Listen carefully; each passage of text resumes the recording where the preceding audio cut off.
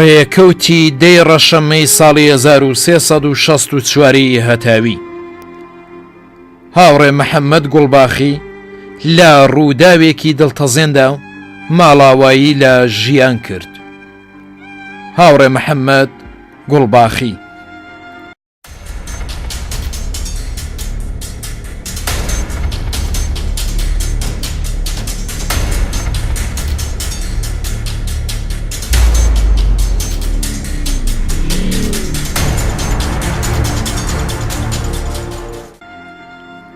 ڕێکەوتی 11 ڕەشەمەی ساڵی 1366 هەتاوی پێشمەرگەیەکی فیداکاری کۆمەڵە بە ناوی هاوڕێ ئیلتماس حەیدەری ناسراو بە ئەحمەد تورک ماڵاوایی لە ژیان کرد.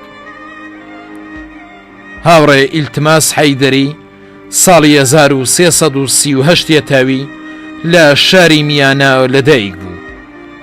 ساڵی 1361 هەتاوی پەیوەندی بە تەشکیلاتی کۆمەڵەوە گرت و هاتە ناو ڕیزی هێزی پێشمەرگەی کۆمەڵە.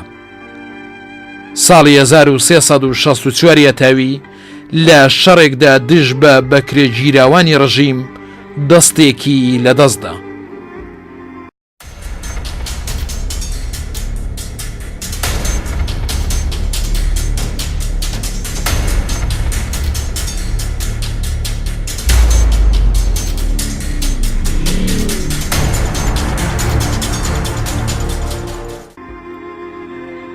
ڕێکەوتی 12 ڕەشەمەی ساڵی 1360 هەتاوی هاوڕێ بێهروز باجەڵانی یەکێک لە هەڵسوڕاوانی تەشکیلاتی کۆمەڵە لە زیندانی دزل ئابادی کرماشان بە دەست جەلادانی کۆماری ئیسلامی تیرباران کرا. هاوڕێ بێهروز باجەڵانی ڕێکەوتی 12 ڕەشەمەی ساڵی 1370 هەتاوی هاوڕێ عومەر ئینگیجە لە ئاوایی ئینگیجە سەر بە ناوچەی بۆکان بە هۆی نەخۆشی ماڵاوایی لە ژیان کرد. هاوڕێ عومەر ئینگیجە پێشمەرگەی دێرینی کۆمەڵە خەڵکی ئاوایی ئینگیجە سەر بە ناوچەی بۆکان لە زۆرێک لە عەمەلیاتەکانی ناوچەی فەیزوڵابەگی بەشداری چالاکانەی کرد و تا کاتی گیانبەختکردنی هەر درێژەدەری ڕێگای کۆمەڵە بوو.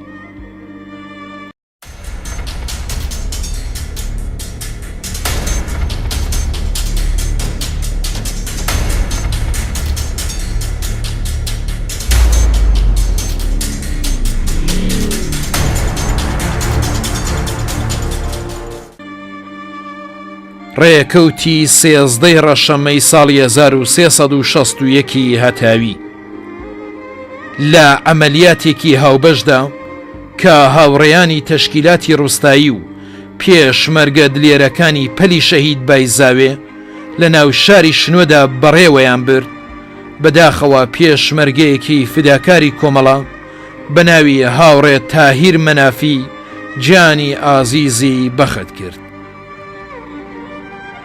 هاوڕێ تاهیر مەنافی ساڵی 1339 هەتاوی لە ئاوایی حەسەن نوران سەر بە ناوچەی شنۆ لەدایک بوو. هاوڕێ تاهیر پاش ڕاپەڕین لە جەمعیەتی دیفاع لە مافی زەحمەتکێشانی کورد لە نەغەدا هەڵدەسوڕا و هەر زوو بوو بەلایەنگری کۆمەڵە و گەڕایەوە بۆ شنۆ. لە سەردەمێکدا کە شاری شنۆ بەدەستی پێشمەرگەوە بوو، هاوڕێ تاهیر لە مەقەڕی لایەنگرانی کۆمەڵە لە شنۆ بەرپرسی بەشی تەبلیغ بوو. هەڵسوڕانی بێوچانی هاوڕێ تاهیری کرد بە تێکۆشەرێکی شێلگیر و ماندووی نەناس و هەر بەم بۆنەوە پاش کۆنگرەی دووهەمی کۆمەڵە لەلایەن تەشکیلاتەوە ڕەوانەی دەرەوەی کوردستان کرا و لە تەورێز دەستیدایە کاری نەهێنی و تەشکیلاتی. بەڵام بەداخەوە کار و چالاکیەکانی هاوڕێ تاهیر لەلایەن بەکرێگیراوانەوە ئاشکرا بوو و نەیتوانی بمێنێتەوە و ڕاستەوخۆ هاتە ناو ڕیزی هێزی پێشمەرگەی کۆمەڵە و دەستی بە خەبات و تێکۆشانی چەکدارانەی خۆی کرد.